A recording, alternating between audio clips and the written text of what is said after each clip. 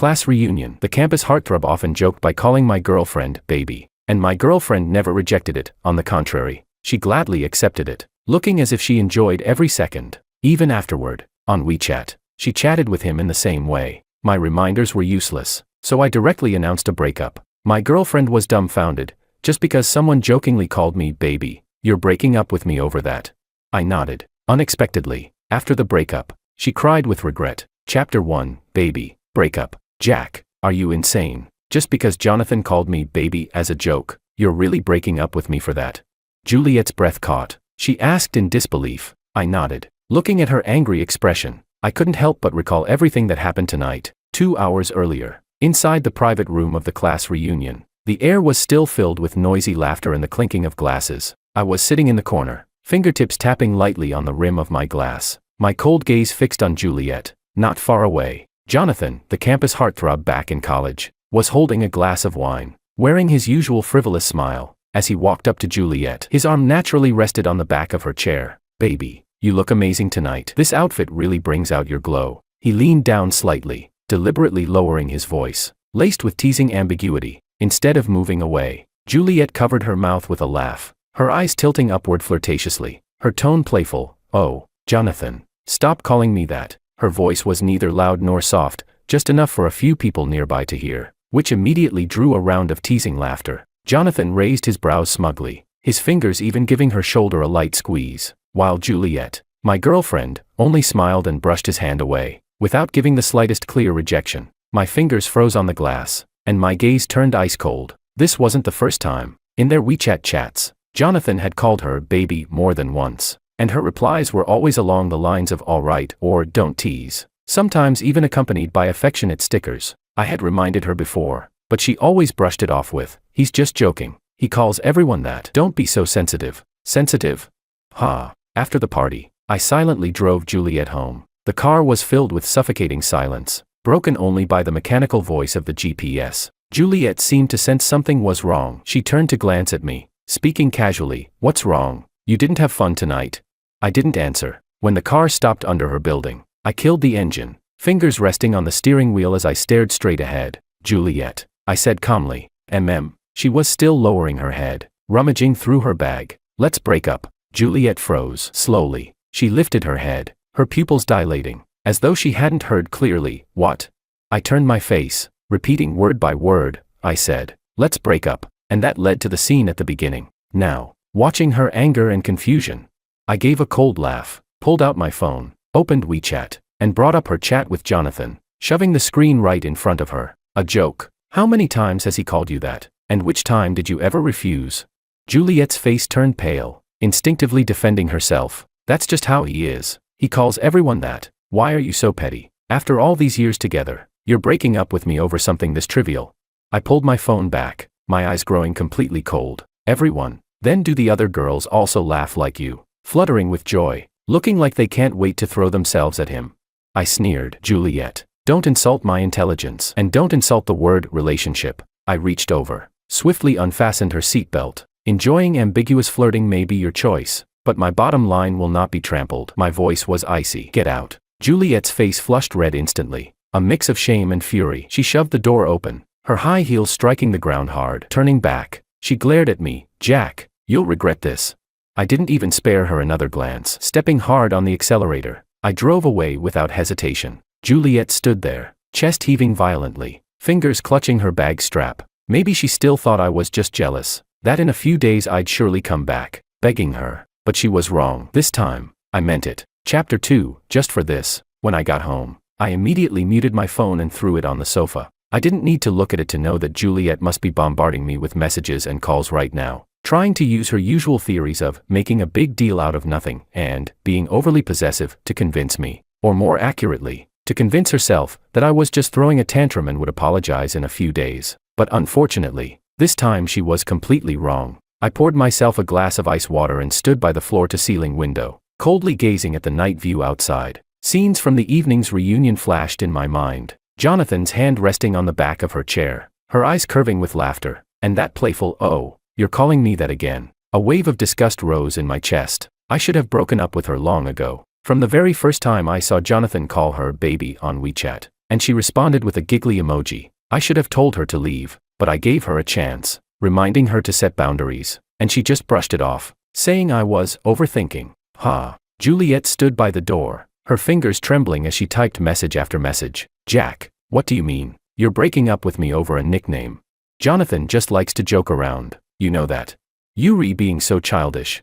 A string of red exclamation marks soon appeared in front of the messages. She had been blocked. Juliet's breath caught, and she immediately called me. But all she heard was a cold tone. The user you're trying to reach is temporarily unavailable. He actually blocked me. She almost threw her phone in anger, her chest heaving, her mind buzzing. She couldn't believe Jack would be so heartless. They'd been together for 3 years, and Jack had always been the one to tolerate her. She was willful, and he'd indulge her. She'd throw a tantrum, and he'd endure it. When she liked something, he'd buy it for her without a second thought. She had long gotten used to Jack's indulgence and even thought that no matter what she did, he would eventually give in. But this time, he actually broke up with her because of a trivial joke. He must be overreacting with jealousy. Juliet bit her nails and paced back and forth in the living room. Yeah, he's just mad. He'll regret it in a couple of days. The more she thought about it, the more convinced she became, even starting to plan how to teach him a lesson. When Jack came back to apologize, at the very least, he'd have to buy her a new purse as compensation.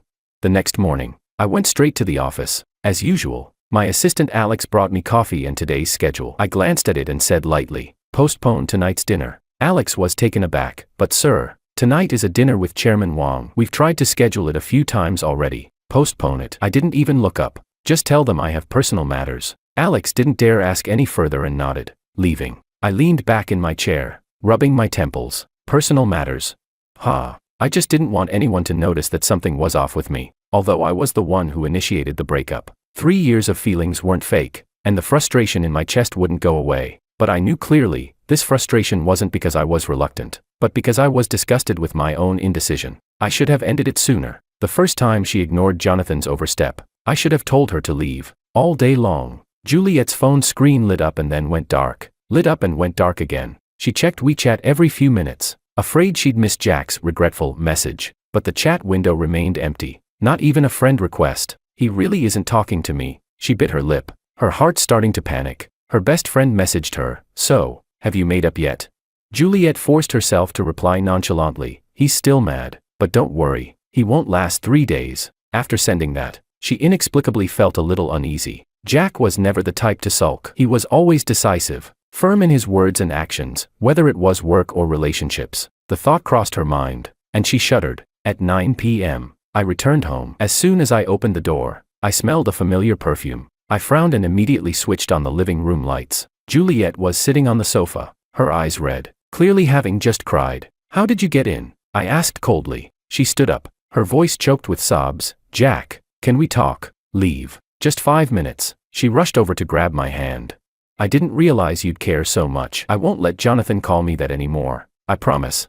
I sidestepped her touch and walked straight to the door, pulling it open. Juliet, don't make me say it again. Her face turned pale instantly. Juliet stood in the hallway, staring at the door that slammed shut in front of her, feeling as if she had fallen into an ice cave. It was only at that moment that she finally realized. Jack was serious. He really didn't want her anymore. Chapter 3, Cutting Ties Completely. After Juliet left, I looked around the living room. Her scent still lingered in the air, sickeningly sweet to the point of being nauseating. I walked over and opened all the windows, letting the night breeze flood in and disperse the smell. Turning, I entered my study, opened my computer, logged into WeChat on the web, and opened the chat history with Juliet. My fingers slid across the touchpad, scrolling back page after page. Jonathan's baby appeared so often that it was glaring. Baby, are you coming to the weekend party? Juliet replied with a cat nodding emoji. Baby, the lipstick you recommended looks really good. Juliet replied with hee hee. I'll buy it for you next time. There were even more explicit ones. Baby, your skirt is so short tonight. Aren't you worried your boyfriend will get jealous? She replied. He doesn't care about these things.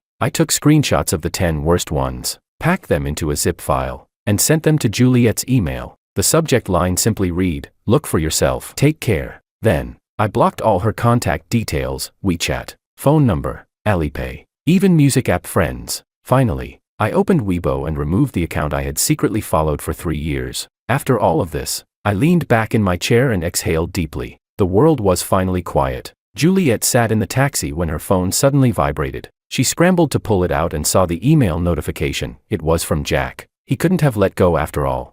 As she clicked open the attachment, her smile froze. There were over 10 screenshots of chats, all conversations between her and Jonathan. The playful banter she had once thought was no big deal, the flirtation she had assumed was just jokes between friends, were now laid bare in front of her. Each message felt like a slap in the face. The one that made her shiver the most was the last image. It was a message Jonathan had sent before last night's party. Baby, dress nicely tonight. I brought you a gift. Her reply had been, what gift? I'm looking forward to it. The taxi suddenly slammed on the brakes, and Juliet almost collided with the front seat. The driver cursed and swerved, but she felt like all her strength had drained from her body, and she collapsed into the seat. Her fingers trembled as she opened WeChat and messaged her best friend, I think Jack is serious. As soon as the message was sent, a notification popped up. The other person has turned on friend verification. You are not their friend. Juliet was stunned. She quickly opened her contacts and realized that even her best friend had removed her. Then she remembered, this best friend worked in Jack's company's finance department. That evening, after I finished my shower,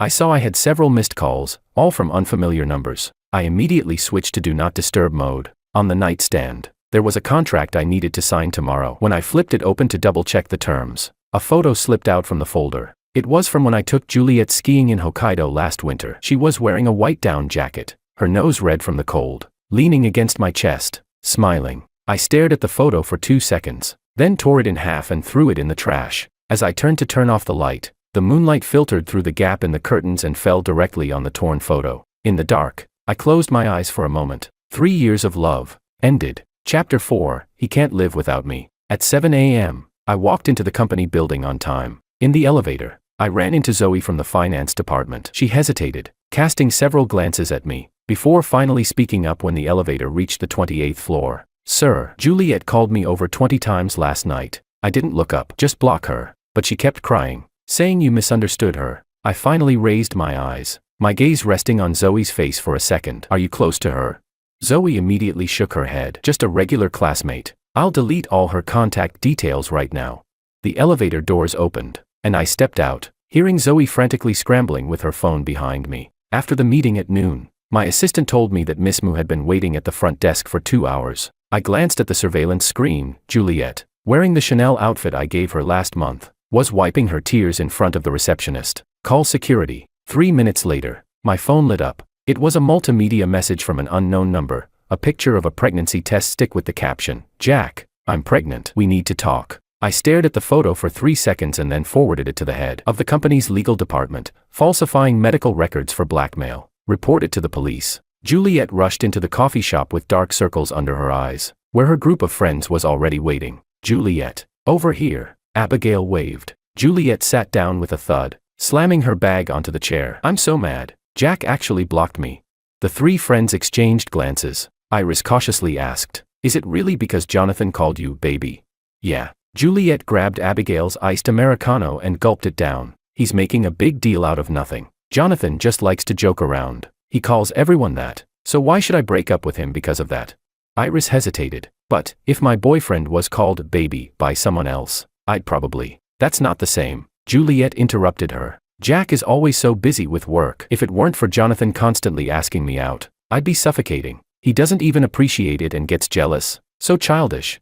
Abigail rolled her eyes. Honestly, it might be better this way. Jack is great, but he's too controlling. Look at Jonathan, handsome, fun, and his family owns a chain of hotels. Juliet's eyes lit up, but then her face dropped. But Jack bought me bags and jewelry. Oh, he'll regret it, Abigail said confidently. When he comes back begging for reconciliation, make sure he buys you the latest Hermes collection. Juliet finally smiled and pulled out her phone to open her shopping cart. Let me start picking. A while later, Juliet Mu was sitting in the mediation room at the police station, her face pale. The officer pushed a pregnancy test verification report in front of her. The supermarket surveillance shows you bought this earlier today, and the time of use was within 2 hours. Miss Mu, this is a criminal offense. I was just joking. Her voice trembled. Mr. Jack reserves the right to pursue legal action. The officer closed the folder. Sign here and you can leave. As Juliet walked out of the police station, her legs felt weak. She shakily pulled out her phone and saw a flood of messages popping up. Her university class group was blowing up. Someone posted a video, Jonathan at a bar, with his arms around 2 girls, calling one baby and the other darling. The comment section was filled with mockery. I sent this Juliet's good friend. I heard Jack broke up with her because of this. Ha ha ha. He really thinks he's the campus heartthrob. Juliet's vision blurred, and she almost collapsed on the street. Chapter 5, Entanglement. At 6 in the morning, my biological clock woke me right on time. It was pouring outside. While I stood by the floor-to-ceiling window stretching, I noticed a familiar figure downstairs. Juliet, holding a flimsy umbrella that looked like it might collapse any second, was staring up toward my floor. I pulled the curtains shut and turned to the kitchen to make breakfast. As the eggs sizzled in the pan, my phone buzzed. It was a message from property management. Mr. Jack, that lady has been standing at the building entrance all night. Should we call the police? I replied, no need. She won't last through today. Sure enough, when I went downstairs in a suit and tie, Juliet was already gone. At noon, while dining with a client at a Michelin restaurant, the manager came over quietly. Sir, there's a Miss Moo insisting on seeing you. I looked toward the entrance. Juliet, wearing a wrinkled blouse, was being held back by 2 waiters. The moment she saw me, she shouted, Jack, I was wrong. Please give me another chance. Everyone in the restaurant turned their eyes toward us. I excused myself to the client, pardon me, walking to the door. Juliet immediately grabbed my sleeve. I know I was wrong. I'll never talk to Jonathan again. Look, she fumbled with her phone. I've already blocked him.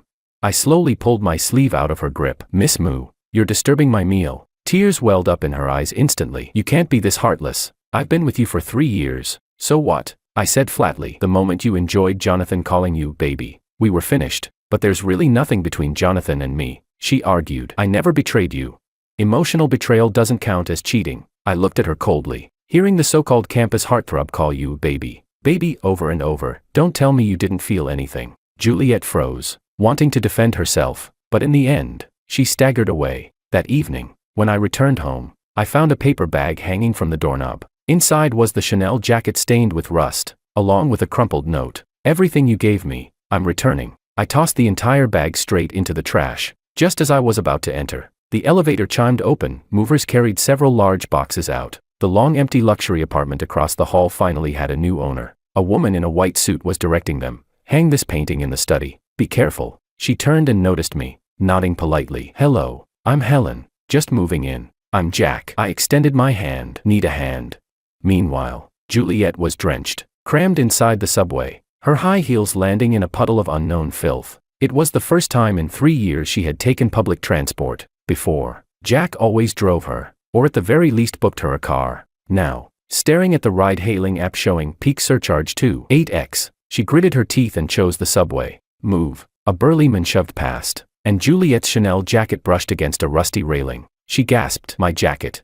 Annoyed glances were thrown her way. Someone muttered, must be fake. No one wearing real Chanel would take the subway. Juliet tightened her grip on the strap above her. When she stumbled out of the subway, her phone rang. It was her landlord, Miss Moo. The rent will increase by 10% next quarter. Give me your answer by tomorrow. Standing under the blazing sun, she suddenly felt dizzy. Passing a shopping mall, she caught her reflection in the window, makeup smudged, hair greasy, sleeves stained with subway grime. On the glass, the reflection overlapped with the ad screen playing finance news. Rising tech star Jack selected as Young Entrepreneur of the Year. On screen, Jack stood in a sharp suit, calm and confident under the flashing lights. Juliet suddenly realized, the Jack who always had breakfast ready for her, who solved all her problems, who tolerated all her whims, would never return. That night, curled up on the bed in her rented apartment, Juliet scrolled endlessly through her photo album. Every picture was with Jack, in the Maldives scuba diving, kissing under the Eiffel Tower in Paris, skiing in Hokkaido.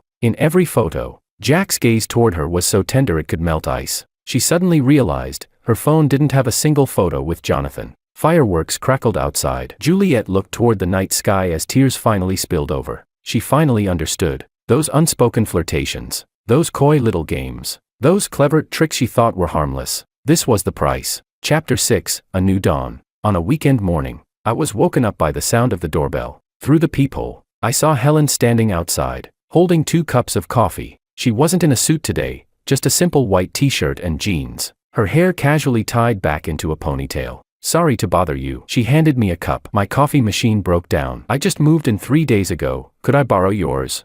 I nodded and stepped aside to let her in. As she walked past me, there was a faint citrus scent around her. Not the cloying sweetness of perfume, more like the clean fragrance of shampoo. In the kitchen, Helen skillfully worked the coffee machine, then suddenly spoke, your ex-girlfriend stood downstairs until midnight last night. I raised an eyebrow. You know her.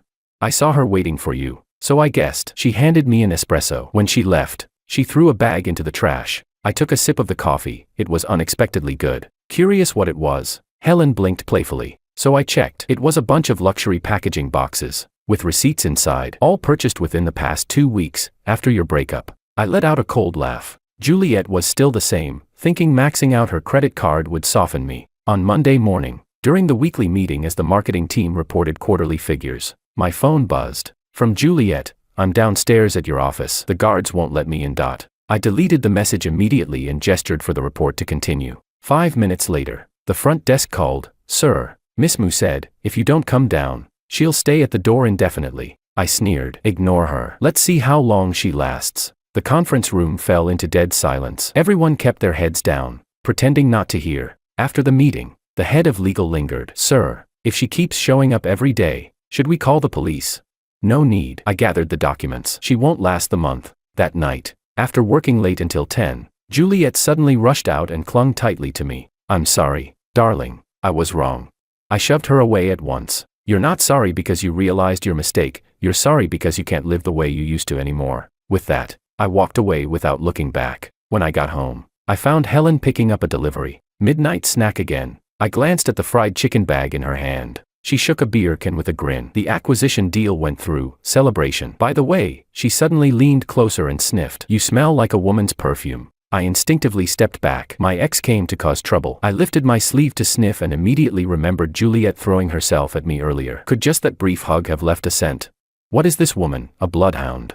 Need help? Helen raised an eyebrow. I'm good at pretending to be a new girlfriend. No need. I pulled out my keys. She's already out of moves. Chapter 7, Abyss of Regret. Juliet stared at the numbers on the ATM screen, her fingers trembling. Balance, 7,328.56. This card, which once always had a 6-figure balance, now only carried the deposits from her own salary. Her phone kept flashing with credit card bill reminders, the total already exceeding 100,000. Miss, are you going to finish your transaction or not? The person in line behind her urged impatiently. Juliet hastily removed the card, and as she turned, she bumped into a pregnant woman. The woman let out an ouch, and Juliet quickly apologized, only to realize it was her former private yoga instructor. Miss Mu, the trainer looked at her in shock, taking in her bare face and haggard appearance. Why didn't you come to class last month?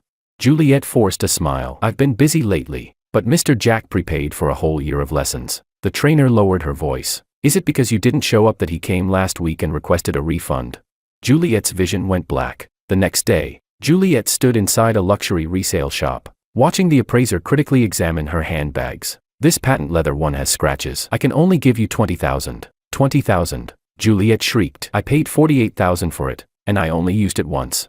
The appraiser shrugged. That's just the second-hand market. Do you want to sell it or not? Juliet bit her lip and nodded. When she walked out of the store, her Hermes bag had turned into a bank transfer on her phone. As she passed the mall's giant screen, it was playing Jack's exclusive interview. We expect to achieve 200% growth this year. On the screen, Jack appeared calm and confident, while Juliet clutched her phone so tightly her palms were slick with sweat. Late at night, Juliet curled up on the sofa, scrolling through job listings. Suddenly, her phone lit up with a message from Jonathan. Baby, heard you're single now. Let's grab a drink. She stared at the message for a long time, then suddenly grabbed the phone and hurled it against the wall. The sound of the shattering screen echoed as she finally broke down, sobbing uncontrollably. Outside, the billboard on the opposite building lit up with a giant recruitment ad from Jack's company, annual salary in the millions, seeking the most outstanding talent. Those shining words struck her like a resounding slap to the face. Chapter 8, Clash in the Workplace. At 7 in the morning, I stood in the shower, letting the hot water wash away the last traces of fatigue. In the mirror, I shaved clean, straightened my tie, and casually picked up my phone for a glance. 3 unread messages, all work-related. Juliet's name hadn't appeared in the notification bar for a long time. I let out a short laugh and slipped the phone into my suit pocket. When the elevator doors opened, Helen was already inside. Today, she wore a dark gray suit, her hair neatly tied up, eyes fixed on the financial news on her tablet. Hearing movement, she looked up and gave me a small nod. Morning. I stood beside her, noticing her screen displaying my company's stock price chart. So interested in my company? She chuckled lightly. Always got to keep an eye on the competition. As the elevator descended, she suddenly remarked, You're on the cover of Business Weekly today. They took a good shot. I raised a brow. You bought it. 20 copies. Her tone was calm. Planning to hand one to each investor, so they'll see the caliber of the partner I've chosen. When the elevator reached the first floor, the doors opened slowly. I stepped aside to let her go first. That confident our cooperation will succeed. She glanced back at me, her eyes shining faintly in the morning light. I never do anything I'm not sure of. That evening, after working overtime until 9, I stepped out of the elevator and found Helen pacing at my door. Forgot your keys? I asked. She shook the file bag in her hand. There's a loophole in the merger deal. Wanted to discuss it with you. I opened the door to let her in. She walked toward the study with familiarity, but suddenly paused by the trash bin in the entryway, half a Chanel coat sleeve sticking out. Your ex's. Helen gave me a thoughtful look, then suddenly smiled. Jack, you know what I admire most about you?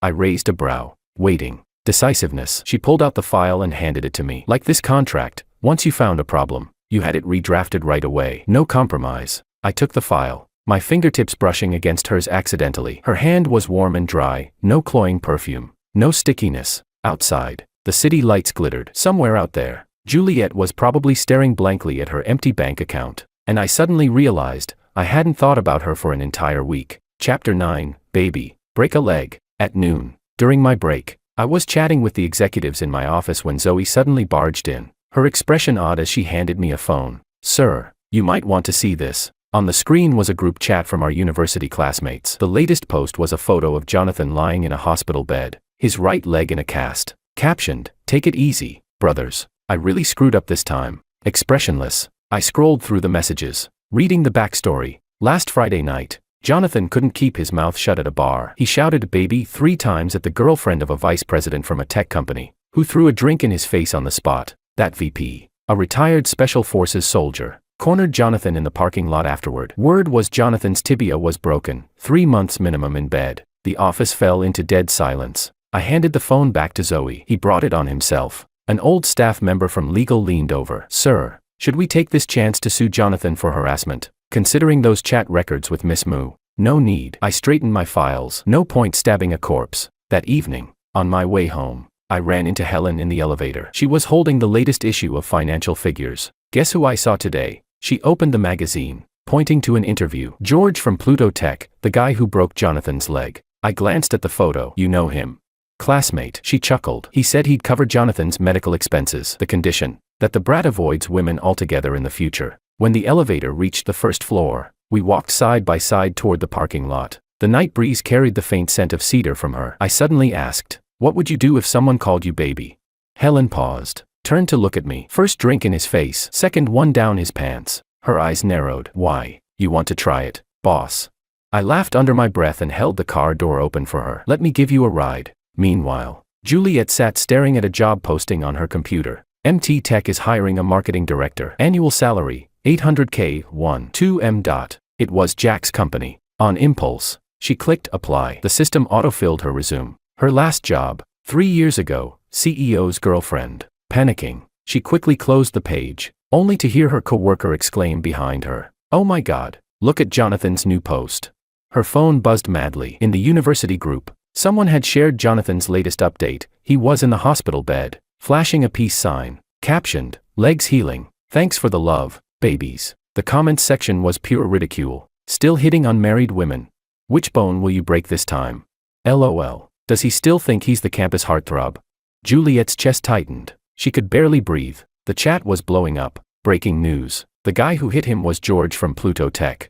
Serves him right. Heard that guy used to be Special Forces. Jonathan really hit a wall this time. The girls from Wall Street. The most suffocating was the video below. In the dim bar, Jonathan leaned toward a short-haired woman with a sleazy grin. "Baby, drinking so slow, waiting for me to feed you."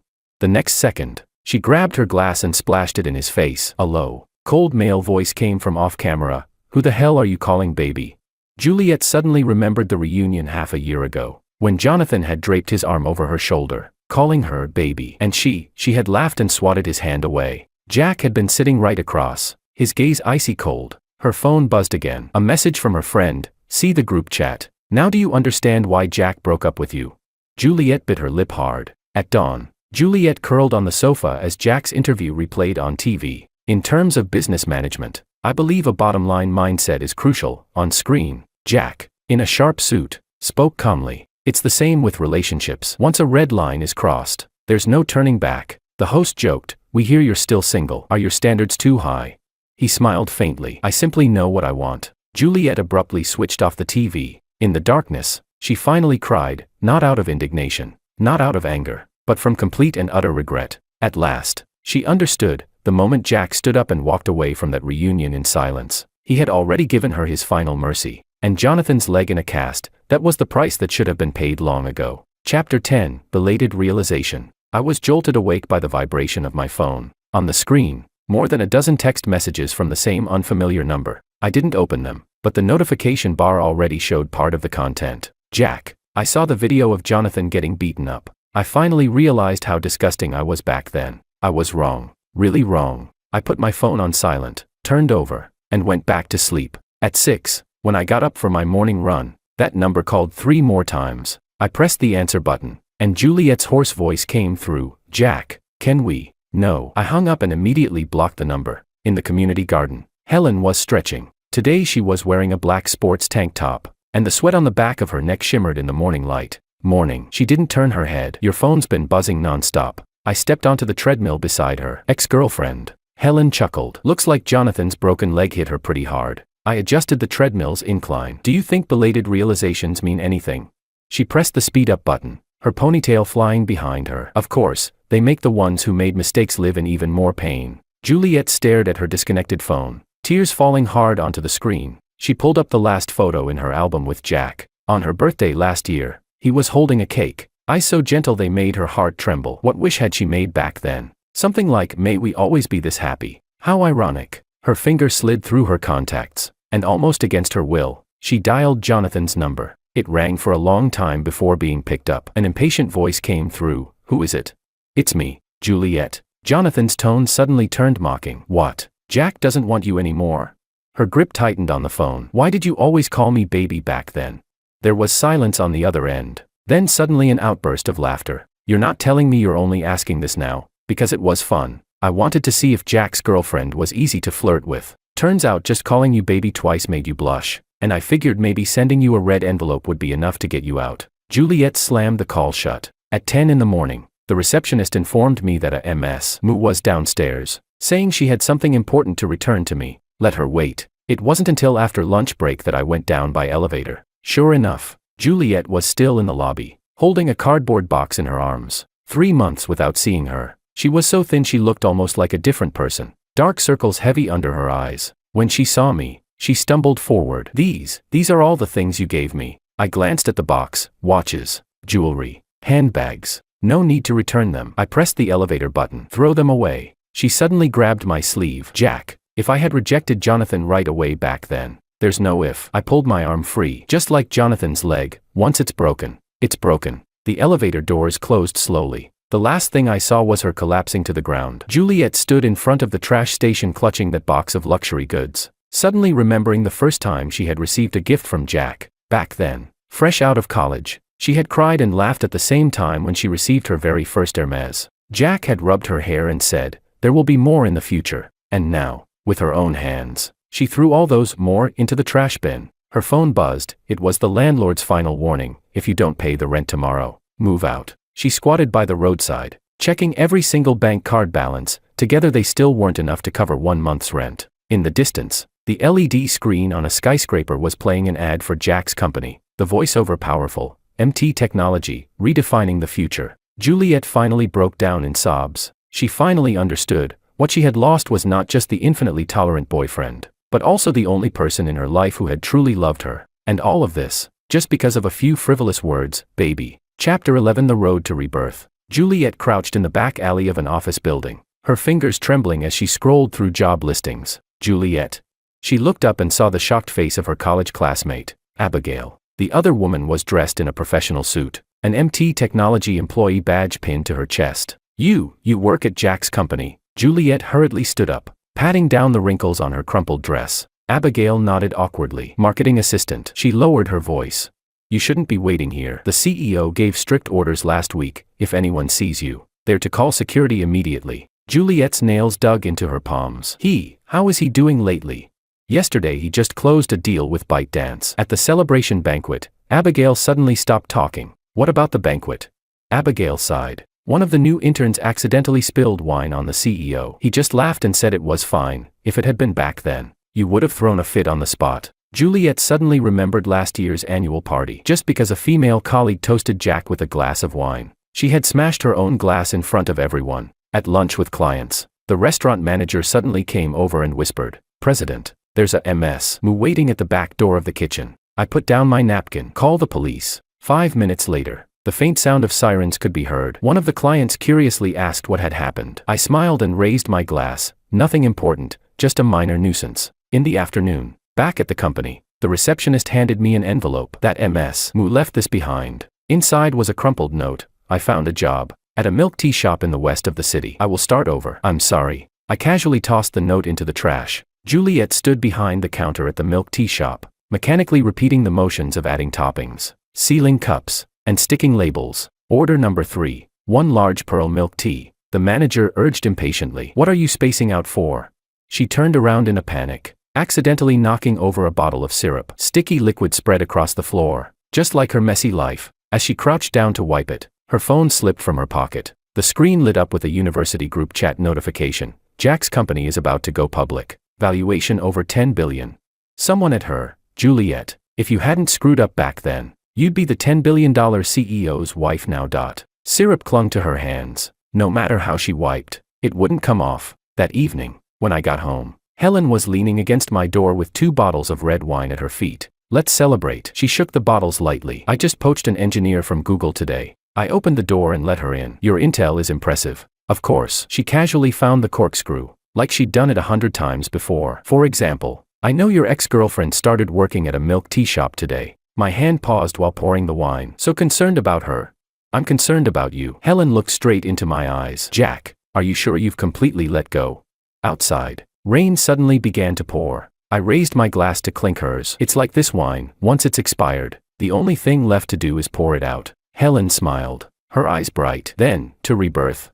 To rebirth. Late at night, Juliet dragged her exhausted body back to the shared apartment. Her roommate was watching the finance news, the host's excited voice blaring. "MT Technologies CEO Jack dined with venture capital queen Helen tonight," sparking rumors of a romantic relationship. She froze at the doorway, her eyes stinging as the screen showed Jack opening the car door for Helen. Once upon a time, that same gentleman had buckled her seatbelt with care. Now, he wouldn't even spare her a single glance. Outside, the rain poured down in torrents, but her tears had long since run dry. Chapter 12, Powerful Alliance. In the reception room, Juliet nervously adjusted her skirt. The business outfit had cost her 2,000 yuan, and she had even styled her hair the same way as when she first met Jack. She had made up her mind. Today she would start over as a job applicant. After all, she was a proper college graduate, and it was only because she accompanied Jack to endless social banquets that she had abandoned her career. The door opened, and she stood up abruptly. "Jack." Her smile froze on her face. Behind Jack walked a stranger, a woman who naturally hooked her arm through his. A diamond ring sparkled on her ring finger. "So this is Ms. Mu."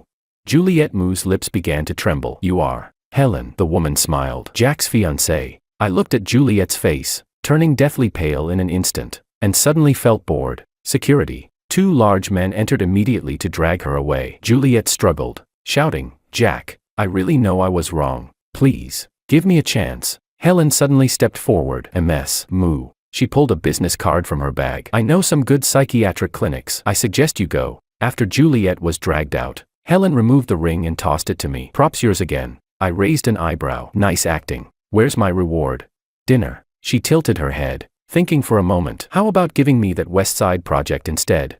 I burst out laughing. Juliet crouched in the fire escape behind the office building, her makeup ruined from crying. Her phone buzzed. It was the milk tea shop manager. "If you skip work again today, don't ever come back." She numbly wiped away her tears, then noticed a crumpled newspaper beside the trash can. On the finance page, a photo of Jack and Helen took up half the layout. The headline blinding: "Powerful Alliance. MT Technology and Venture Capital Queen form strategic partnership." What crushed her most was the small print. Reportedly, the 2 are university alumni, having known each other for many years. "Many years," Juliet muttered. So while she was still basking in the vanity of being called baby by the campus heartthrob, Jack had already known a woman like this. At 10 in the evening, while I was still working overtime, Helen came in carrying late-night snacks. Your ex-girlfriend's working at the milk tea shop now. I didn't even lift my head. I heard she spilled milk tea 3 times and got scolded badly. I closed the file. What are you really trying to say? Helen pushed the plate of pan-fried buns toward me. I was just thinking, if the you of today met the her of back then, would you still have been together? Outside, neon lights flickered. I thought for a moment. No, why not? The threshold's higher now. I bit into a bun. After tasting Michelin, how could I ever go back to street food? Helen suddenly leaned closer, her finger brushing the corner of my lips. Got some sauce there. Her fingertips carried a faint scent of ink. At 2 in the morning, Juliet was counting supplies in the milk tea shop storeroom. Her phone lit up. It was a text from Jonathan. Baby, heard you got dumped. Want to grab a drink? She stared at the message for a long time, then suddenly grabbed a bag of milk tea powder and hurled it hard against the wall. White powder exploded everywhere, scattering through the air. The manager rushed in at the noise. Are you insane? That's coming out of your pay. Juliet slowly crouched down, staring at the mess all over the floor. She finally understood. Some mistakes in life can only be made once. Chapter 13, Boundless Horizons. 2 years later, a private yacht cut through the azure sea. Helen lay on the deck wearing sunglasses, swirling a glass of champagne in her hand. The board unanimously approved the merger. She tossed me the tablet. Now you're the undisputed leader of the industry. I glanced at the report and set it aside. That's the reason you dragged me out to sea. She took off her sunglasses, sunlight dancing on her lashes. No, it's because today is your birthday. I froze for a moment. Ever since my parents passed away, I had never celebrated a birthday. Like a magician, Helen pulled out a small box from behind her. Gift. Inside was a key, the key to the apartment across from mine. So you don't have to peek at me from your window every day, she said lightly. Though her ears flushed pink, I ran my fingers over the key, suddenly remembering the email I had received that morning. Juliet's uncle had begged me to invest in his failing supermarket. Attached was her resume. What are you thinking about? Helen asked. I tossed the key into the sea. As she stared at me in shock, I pulled another key from my pocket. Bought it last month already. Helen burst out laughing, her laughter carried away by the sea breeze and scattered into the waves. As night fell, Helen and I sat on the deck, watching the stars. She suddenly asked, if Juliet hadn't. There's no if. I cut her off. Just like you would never tolerate anyone calling you baby. Helen chuckled. Do you know why I admire you? Because I'm handsome. Because you have boundaries. She lifted her glass, draining the champagne. And boundaries are the sexiest thing. I leaned in to kiss her, the faint bitterness of champagne sweet between our lips. In the supermarket storage room, Juliet crouched on the floor, counting expired cans. Sweat soaked her cheap uniform as the manager's sharp voice rang in her ears. Hurry up, don't you know how to organize the shelves? How could there be so many expired products? Are you that stupid? Can't even do this right? Her phone buzzed. A blind date had messaged, my mom says the dowry will be at most $88,000. Take it or leave it. She numbly switched off the screen and suddenly noticed a rain-soaked newspaper in the corner. Jack and Helen's photo on the yacht covered an entire page. The headline read, Tech Rising Star and Venture Capital Queen, a Powerful Love Alliance. In the photo, Jack's smile was one she had never seen before, completely relaxed. What are you spacing out for? The manager kicked over a box. Move these outside. Juliet staggered to lift the box the moment she pushed open the back door. Blinding sunlight poured in. Across the street, a massive LED screen was broadcasting Jack's company's annual gala. After closing time, Juliet walked home alone. Passing the cinema, she saw a huge poster advertising Jack's company's holographic technology. In front of it, a young couple was quarreling. Why did you let your ex like your posts on social media? It's just a like. Why are you overreacting? The girl's voice trembled with fury. Boundaries in a relationship are like teeth, bite once, and you'll know whether it's worth keeping. Juliet stood frozen. The night wind carried a song drifting out from the theater. We're all in the sea. I feel like we're sand. Baby Juliet. Disgusting. All too familiar voice suddenly rang out. Jonathan stood at the corner of the street, leaning on a crutch. Once the handsome campus star, he now looked hunched and broken, like a stray dog. He was grinning at Juliet. Get lost. Juliet walked away without looking back. Jonathan was left standing there awkwardly, frozen in place. Morning sunlight streamed in through the porthole. Helen was still asleep. My phone lit up. It was a message from my assistant, President. Juliet resigned from the milk tea shop last night. She's reportedly gone to a small southern town. I deleted the message and quietly opened the drawer. Inside lay the engagement ring Juliet had once returned to me. Helen stirred drowsily, turning over. What time is it? Still early. I tossed the ring into the sea, kissed her forehead, and whispered, go back to sleep. Outside, the sea and sky blended into one, cloudless and infinite. 3 months later, a small southern town. Juliet stood behind the counter of a convenience store, rain drizzling outside the window. On the TV, financial news played. MT Technology announces alliance with Sioux Capital. Market value surpasses 1 trillion. She calmly wiped the counter and turned to restock the shelves. When the first ray of sunlight pierced through the clouds, the store bell rang crisply. "Welcome," she said without turning her head. From then on, no one ever heard from her again.